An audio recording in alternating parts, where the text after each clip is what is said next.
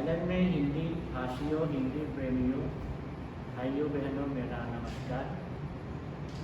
हिंदी दिवस की हार्दिक शुभकामनाएं। मेरा नाम परमत खामेर सिलगकॉन विश्वविद्यालय में प्राचीन भाषा विभाग के पुरातत्व संकाय में संस्कृत, हिंदी व मौन प्राध्यापक हूँ।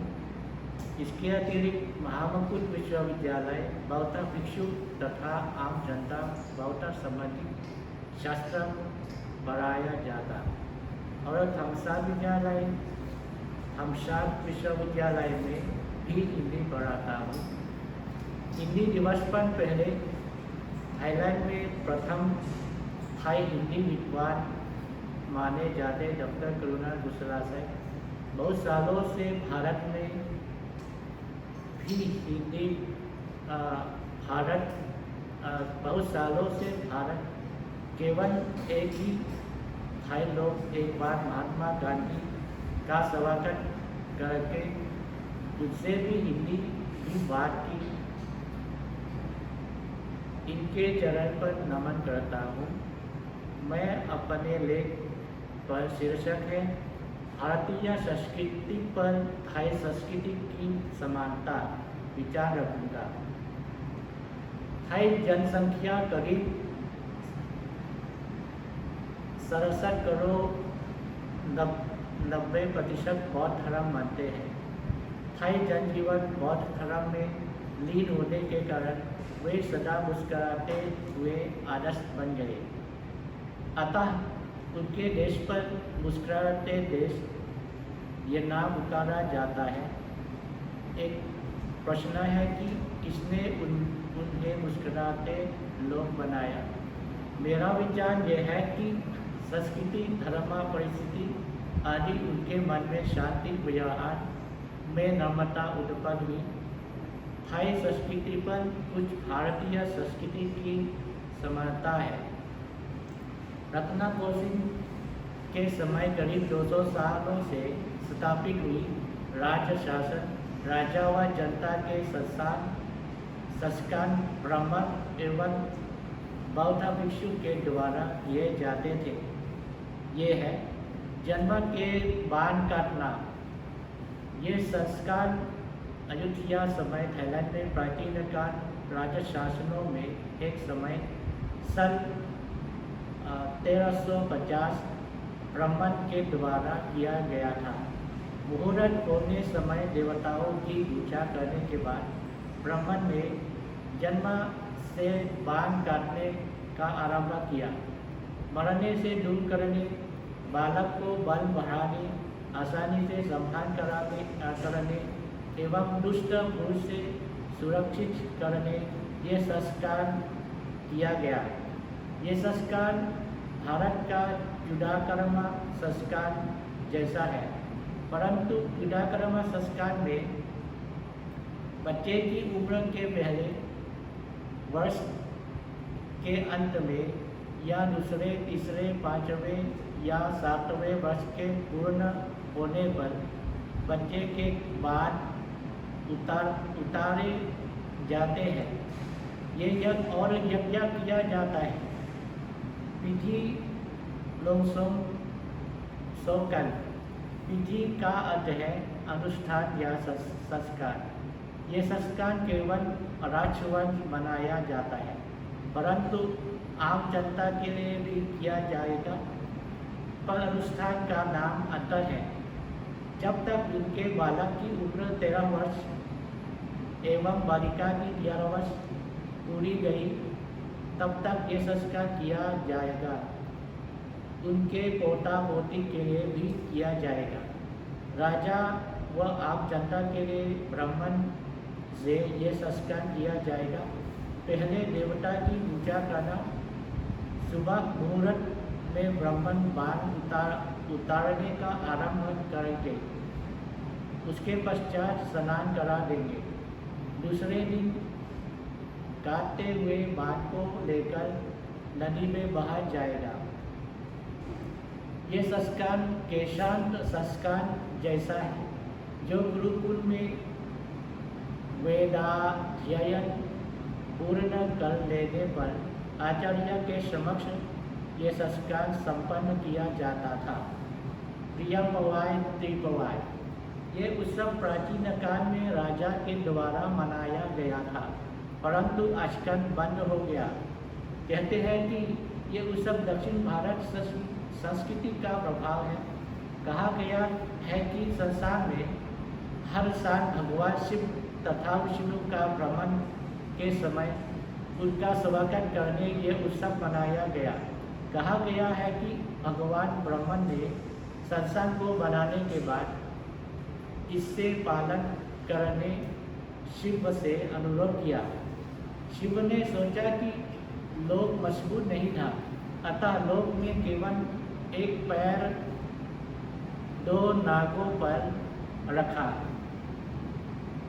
नागों ने एक तरफ पर्वत अपनी पूंछ से, दूसरी तरफ अपने सिर से बांध लिया और पता चला कि लोक मजबूत था, तो दो नागों को बड़ी खुशी होकर स्नान करते धूमधाम से बनाया। यहाँ के पर्वत झूलों के स्तंभ हैं। पर्वत के बीच महासागर के लोग जो झूले पर खड़े हुए नाग है। भारत में ये उत्सव उत्तर प्रदेश में श्रावण, जुलाई, अगस्त के माह में जन्माष्टमी के दिन मनाया जाता है। कुछ उत्सव धार्मिक संबंध आम जनता से किए जाते हैं, जैसे लॉय कथों। लॉय का अर्थ है बहाना, कथों का अर्थ है पत्तल। इसी पत्ते से बने कटोरी। ये उत्सव नवंबर में पूर्णिमा के दिन मनाया जाता है। इस समय नदी के पानी किनारे के ऊपर तक आ गया। लोग केले के पत्ते से पतंग बनाते, इसमें फूल, अगरबत्ती, मोमबत्ती रखते। रात को नदी के किनारे पर गंगा की पूजा करते हैं। इस दिन पहले लोग खुशी से मनाते हैं। रात को लोग इकट्ठा करते, नाचते हैं। भारत में ये उत्सव दीपावली के बाद मनाया जाता है। दीप का मतलब दिया, आवली मतलब पंक्ति। परंतु दीपावली कार्तिक महीने में अमावस्या के दिन में मनाया जाता है। कहते हैं इसी दिन राम लंका के राजा को जीत कर अयोध्या लौट आया। लौटते समय राम का स्वागत करने रात को लोग खुशी से दीप जलाते हैं। इसी दिन थाईलैंड के उत्तरी प्रांत में चेन्नई की राजधानी में या अन्य राजधानी में भगवान बुद्ध की पूजा करने लोग आसमान में गुब्बारा बहाने बड़ी धूमधाम करते हैं। कुछ उत्सव ऋतु के अनुसार किया जाता है, जैसे पिठी सात संस्कृत शब्द से शरद, अश्विन, जुलाई, अगस्त माह में, और कार्तिक, अक्टूबर, नवंबर इसका अर्थ है ऑटम। इन ऋतुओं में धान पक्का होने वाले और सब्जियां अच्छी लगती है। ये दृष्टि देखकर किसान लोगों की बड़ी प्रसन्नता होकर उत्सव मनाया जाता है। परंतु थाईलैंड में इस समय वर्षा का मौसम समाप्त नहीं हुआ, चावल पूरा पक्का नहीं हुआ, अतः लोगों ने नया चावल भूषण करते खमाव बोहार मनाकर प्रयासात मिठाई का एक रूप जिसमें अनेक धान्य गुड़ के साथ मिलाते बनाया। लोग मानते हैं कि खान पान जो नई पसंद है देवताओं अथवा विष्णुओं को दान देना चाहिए। दान देने के बाद अपने पीढ़ी लोगों को भी श्राद्ध करते हैं। इसलिए आजकल थाई लोग ऐसा समझते हैं कि पीढ़ी श्राद्ध का उत्सव पीढ़ी लोगों को भी दान किया जाता है। भारत में दक्षिण भारत जनवरी में ये नई वसंत के आने की खुशी में मनाया जाता है। इसे दक्षिण भारत में पोंगल त्योहार कहते हैं। इस दिन दूध और चावल तेज आंच पर बालने पर जब उभरना हुआ बर्तन से बाहर आता है तो इसे वर्ष भर के लिए शुभ माना जाता है। इसे तमिलनाडु में पोंगल गाय बैलों को नहलाते हैं, उनके सिरों पर रंग लगाते हैं तथा उनकी पूजा करते हैं। पंजाब में संक्रांति की पूर्व संध्या में लोहड़ी का त्यौहार मनाया जाता है। इस दिन लोग तिल और गुड़ की गजक रेवड़ी खाते हैं। माघ पूजा थाईलैंड में माघ महीने में भी माघ पूजा मनाई जाती है। कहते हैं कि इस दिन भगवान बुद्ध के द्वारा 1250 भिक्षु बनवाए गए। सूचना के बिना स्वयं भगवान के समक्ष आए। इस दिन थाईलैंड में रहने वाले बौद्ध मौलों भिक्षु लोगों को दान देने के लिए एक विशेष खाना पकाते हैं। उसे खौला आसाम में सुनका पीठा कहते हैं। जिस प्रकार बांस में नारियल दूध से चिपा चावल को मिलाते रखकर आग में इसे पकाते हैं, उसी प्रकार आसाम में भोगाली बिहू का विशेष पकवान है सुनका पीठा। सुनका पीठा बांस में बोका चाव को भर देते उसे आग के बीच में रखकर पकाया जाता है। प्राचीन काल थाईलैंड में माघ माह में काफ़ी ठंड लगती है। माघ पूजा के दिन सर्दी लगने के कारण सुबह मंदिर में भिक्षु लोगों को भोजन सहित काष्ठा दहन दान करते हैं। जिस प्रकार माघ पूजा की पूर्व संध्या को लोगों ने खेत या जंगल से लकड़ी की शाखा लेकर सूखा करते फूल लगाते, उसको मंदिर के खुले स्थान पर जमाया गया। सुबह जब नाश्ता के लिए भिक्षु लोगों को निमंत्रण करते, जब उन्हें गरम कराने लोग जमा किए हुए लकड़ियों के ढेर को जलाते हैं। उसी प्रकार आसाम में माघ महीने की संक्रांति के पहले दिन से माघ बिहू अर्थात भोगाली बिहू मनाया जाता है और उसे रात को गांव के लोग मिलकर खेती की जमीन पर घर के मेजी बनाकर विभिन्न प्रकार के व्यंजनों के साथ भोज करते हैं। अन्य राज्यों में दिल्ली, हिमाचल, हरियाणा और पंजाब में माघ संक्रांति की पहली रात ये पर्व भी मनाया गया। इसे लोहड़ी कहते हैं। लोहड़ी का त्यौहार नए साल की शुरुआत में फसल की कटाई और बुवाई के उपलक्ष्य में मनाया जाता है। इस दिन सुबह से शुरू होकर रात तक मनाते हैं और लकड़ियों या उपलों ढेर बनाकर आग जलाती जाती है। पिठी चक्र ये उत्सव थाईलैंड में दक्षिण प्रांत में मनाया जाता है।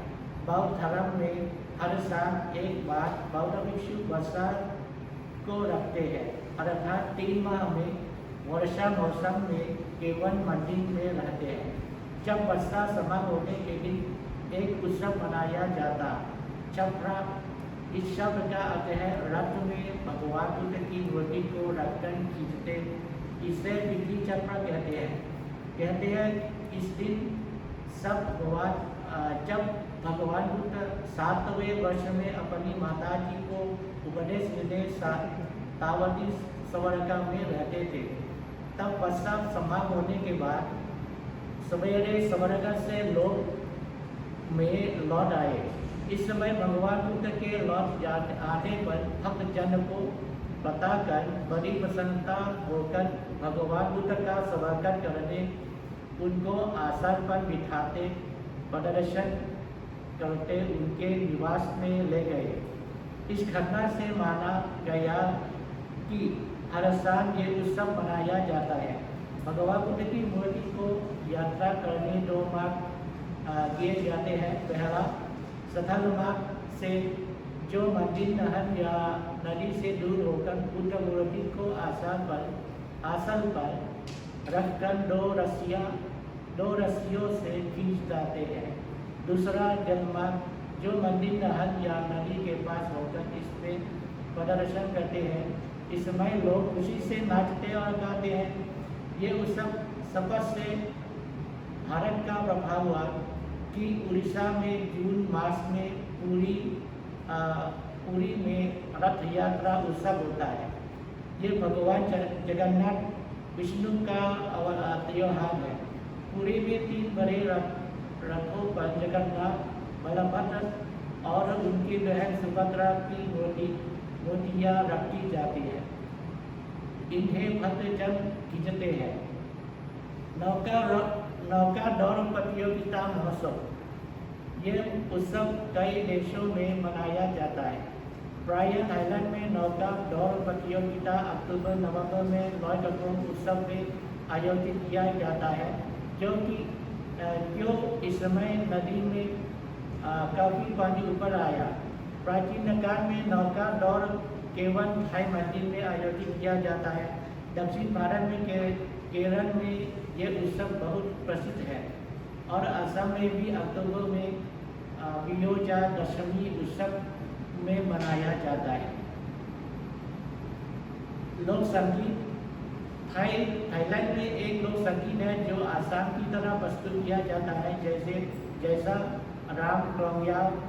राम का अर्थ है नाचना, क्लोंग का ढोलक यादम, याव का लंबा।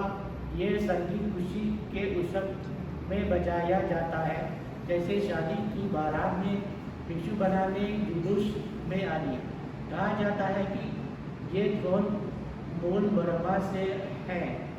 धोनपुरी के शासन के समय जब बर्मा सेना थाईलैंड में युद्ध करने आए, उस लंबा धोन को भी ले आया। जब युद्ध से आराम करते तब ये संगीत का उपकरण लेकर बनाया। धन्यवाद, नमस्कार।